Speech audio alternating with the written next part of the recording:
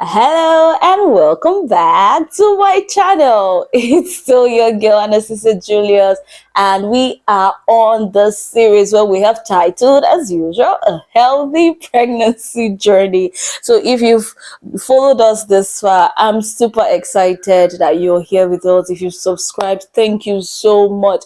I really appreciate that. I do not take your subscription and your viewing for granted. Thank you so much. And if you're new, please kindly join the family. Yes, we're one welcoming family here. Okay, so today we're going to be talking about food cravings and aversions in pregnancy. Before I talk about this one, let's quickly look at what that means. Let's consult. Okay, so food cravings and aversions is an unusual craving or unusual cravings or a dislike for certain smells and foods. Unusual cravings and dislike for certain smells and food. Okay, so let's talk about this because it's common in pregnancy. Now, for when you talk about unusual cravings, personally, I've not had such kind of experience. I've not had food cravings and aversions. I've not really had that experience, but I've had people around me who have shared their experiences with me about that, and we've been able to walk through that journey together somehow. It's not always easy in pregnancy. It's something else, especially when you have such kind of symptoms during the course of pregnancy. Food cravings. Now, so you find out that sometimes some persons or some women, when they are pregnant, they begin to crave very weird things. You can imagine one that sent her husband in the middle of the night to go and get her mother's beans. Oh goodness. Like, just imagine your mama stays very far or doesn't even stay in the same reside in the same state with you. How do you think that man is going to cope? Or what do you think he's going to say? How do you think he's going to meet up that demand? Like, it's crazy. I get it. Sometimes that's just what you want, and then you say that's what the baby wants too.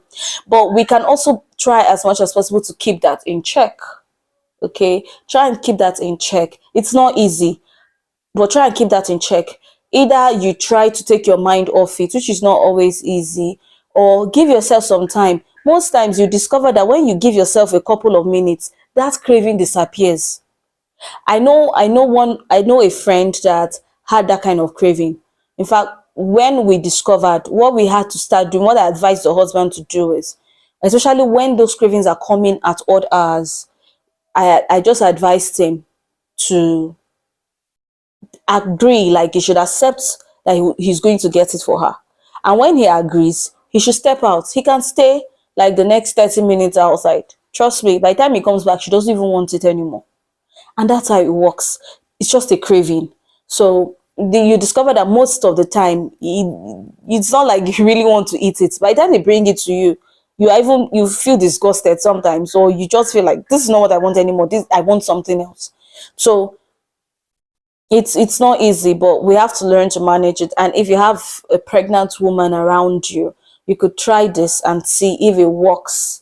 You know, if it would help to to reduce the stress of running around looking for what she's craving for at every point in time. But please, especially at night, you can just do that. But during the day, please, if you can, help her get what she wants to eat and give it to her. That's what she wants to eat. So give it to her. So when it comes to smell, some women will tell you that they've lost their sense of taste, as a result of pregnancy as well. So I don't know if you've had that experience. Maybe if you've had that experience, or you've had someone who had that experience, please just give us a comment. Give us your comments in comment section. But as regards as excuse me, just 1 minute, please. Let me take water.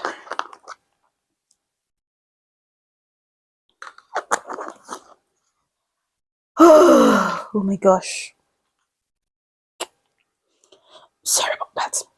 Okay, so as regards smell, I've not had that kind of experience, not extreme, but I will share my one-time experience with you. but I've not had that extreme experience of smell. For other, maybe because I'm self-conscious, I wouldn't want to say for a fact, but I will share that experience with you. But I've had like some other persons around me who, when they are pregnant, their sense of smells, like they can't control it. So, and because of that, it becomes so irritating. Some of them may throw up. Some others they just don't want. No, no, no, no, don't, no, no, no. I don't like the smell and all that, and they're running away or pushing the other person away or pushing people away. Sometimes it can be very disheartening, especially if the persons you're pushing away are people who have been trying so hard to care for you, and all of a sudden you just don't feel comfortable with certain smells around them. Maybe smell of food or smell of their perfume, smell of whatever, their boxers. Some persons tell you. I had someone who told me that, so, but they have different people have different levels, or women are on different levels when it comes to smell. For me, I had this one time experience where yeah, in this pregnancy, where it felt like I perceived like, okay, my husband had his bath, but when he came around me, I was still feeling irritated. No, I don't know if it was the soap or if it was something, but there was just one smell that was just off for me. But I remembered that it's because I'm pregnant and my sense of smell was heightened. So what I did was to try to keep it in check.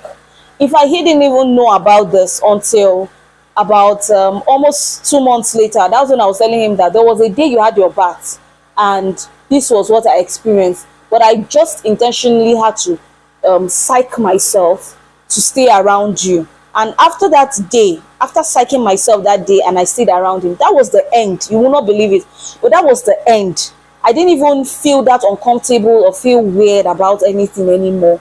So, and I think you could try that too and see if you could take your mind off it. Just psych yourself and see how to, instead of giving into how you're feeling at that moment about the smell and all that, if you could just psych yourself, I think it may go a long way to help. So try it and then let's know in the comment section below how it went for you.